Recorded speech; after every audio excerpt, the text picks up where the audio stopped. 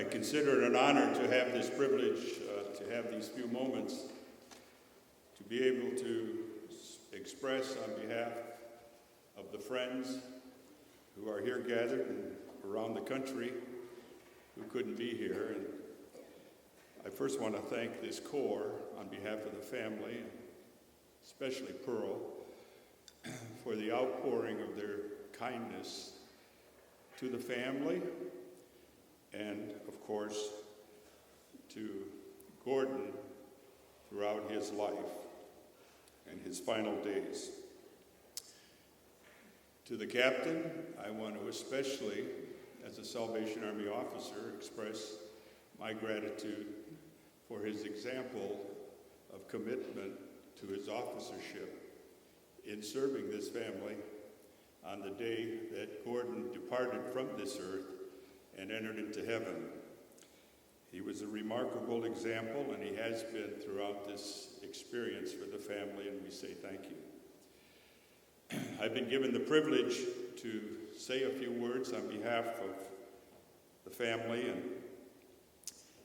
you need to know that Gordon and Pearl were married in March 29th, 1958, and they were together for 59 years, married, but together almost all their life, growing up in Glasgow, I believe. And they had that wonderful privilege together for those many, many, many years. Gordon and Pearl decided to become American citizens and depart from Scotland and entered the United States of America on August of 1967. Now, if you're not a historian, or if you lived in Michigan or Detroit, you knew it was the worst day in the history of Detroit. It was the riots. And not only was it the worst day in Detroit, it became the worst day in the United States when this fire of rioting reached around the United States. Jillian was 7, Doreen was 5, and Carol was 3. Gordon said to Pearl, "I'm going to send you back with the children, and I will return, but I made a big mistake. I'm going back home." Pearl said, "You are home. We're in the United States." And they remained through all of that chaos, confusion, and disappointment to be outstanding citizens of the United States and truly great examples of what the immigration representation really represents in our country, as it has been in the past and it is today. Gordon, as you know by the program, indicated that he worked for one company for 33 years. He immediately sought employment as a new resident of our country, and 3 companies offered him immediately employment as an engineer, and he prayerfully chose this particular company and found it to be a God-given gift to him over 33 years.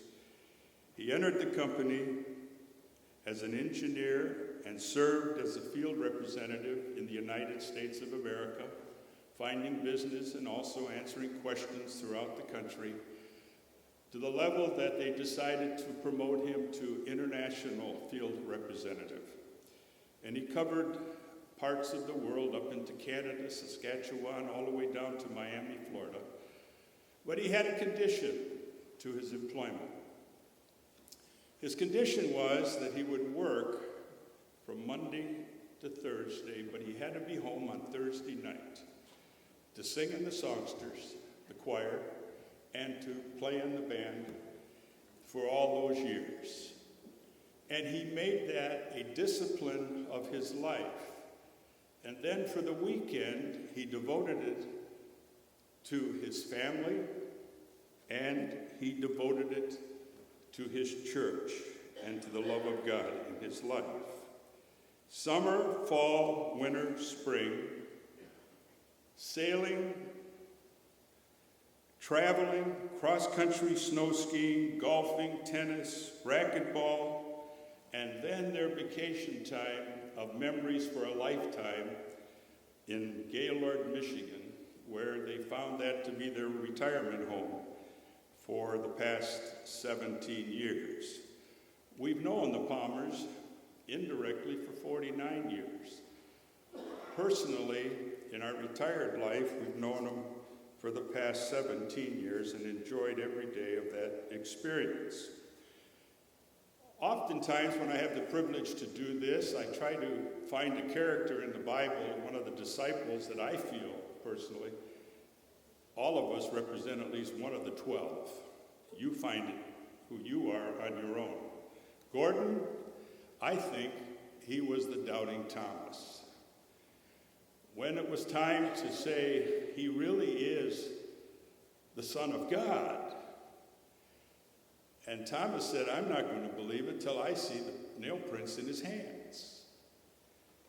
That characterized to me Gordon, because you always had to prove your point to him if you had a chance to even present a point to Gordon. I think there are people here today who possibly are from the park, I would think, and we want to welcome you here in the Salvation Army. And I would say that you would agree with me that when the Palmers moved into the park, if you were there then, a number of years ago, that Gordon went to a breakfast, I believe, and sat in the breakfast, and they had little cakes and donuts and coffee. And Gordon, if you know Gordon, he wasn't too impressed with that, and he decided to go back to the group and say, well, why don't we revolutionize this and have a real breakfast? And there, Pearl and Gordon themselves, with, I believe, some other volunteers, have presented back many years ago to this day probably the finest breakfast that anyone in Clearwater or Dunedin can find in the park to which they live, of a massive undertaking every Wednesday for $3. Is that right? Am I right on the market? $3? And you can have eggs and everything the way you want them. Now, if you want to find out where it's at, you just talk to a group over here, and they'll tell you where you can go. We had the privilege of traveling with the Palmers to Alaska. Janet figured out a trip for us. And if you ever travel with Janet, you know you're going to get bargains, and you're going to get things for nothing, and you're going to get coupons, and you're going to get everything. And we traveled to Alaska, and we had the Hamiltons and the Kemps, and Lois and I, and the Palmers. And we had lined up a van because we landed into a particular place in Alaska, and for 7 days we traveled in this van. And Gordon and I were in charge of the suitcases. That was our assignment. And so we had to travel with the suitcases in the back of the van. And it was about the first day, 7 days into this travel across the country, Gordon and I realized that we had similarities in our personality, that when you would ask us an opinion, we certainly would give it to you, and along with it came about 4 stories as to why you gave your answer to this opinion. And we realized at that point that the women had decided that we deserved each other. And we had 7 days together as to who could outdo who. And it was an experience that I'll not bore you with the details. It was just recently that I believe personally that Gordon was a privileged, honored person of God to experience what he experienced in his entry into the kingdom of God. In July of 2014, Pearl was informed confidentially by her doctors that Gordon had 6 months to live. That was in 2014. Pearl spent the last 2 years and 8 months devoted to the bucket list of Gordon. Now you, wives or husbands, would realize what a transformation of experience that would be in a relationship with a partner. Because that meant you were going to agree on what you always have disagreed with. Either one. And she was faced with that crisis because she knew that he had 6 months to live, not knowing it was going to go to 2 years and 8 months. Pearl had a pontoon boat. It was hers. The kids loved it. Everybody loved it. It was their time to get out on the lake where they lived off the little canal. Pearl, it was her boat. Gordon sold it so he could buy kayaks that only 2 people could ride. And it was her bucket list discipline that disagreed but agreed. And then Pearl hates trucks. I mean, what woman wants to drive a truck from Gaylord, Michigan to Florida with a sick husband that can't drive? But he went out and bought a truck because he needed a truck to take his kayaks to Florida. Back and forth. It was her bucket list discipline that she gave within her life, and the stories go on and on with the beauty of Pearl and her discipline and her willingness.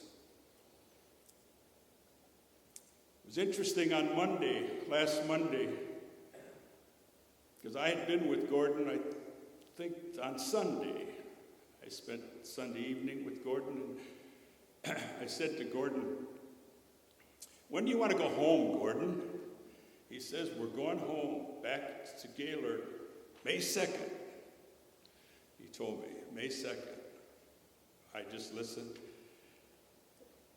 And it was Monday that the transportation to airback him back to Gaylord, the family, they were traveling with the ambulance. I guess you were following it or heading down to the airport in St. Petersburg, making a left turn off of McMullen Booth with the ambulance, and he had his heart problem occur right that moment, and they could see the plane. Can you imagine, had that plane taken off, that they would have been in some distant place, just alone, you, Gordon, medevacs, without family? And it was a remarkable miracle in timing that they were able to get into the St. Petersburg hospital and allow the family to arrive. And the beauty of the arrival allowed both the family, the girls, to be with their father at 2 a.m. with Pearl when he took his last breath and peacefully entered the kingdom of heaven and was promoted to glory. To you, Pearl, your discipline and commitment to your vows to Gordon not only qualifies you to add to your resume to be a medical cardiologist consultant. I'm commissioning you with that title. You have been a superior model for each of us and your family to remind us to go and do likewise and live on and enjoy life. And to you, the family, especially the 11 grandchildren, this experience may be a little strange to you, But I challenge you to be role models as a gift from your grandfather and from your father, as a gift and an example that your unexpected, unpredictable journey through life must be pleasing to God to enjoy the everlasting life that God gives to us all by believing in him.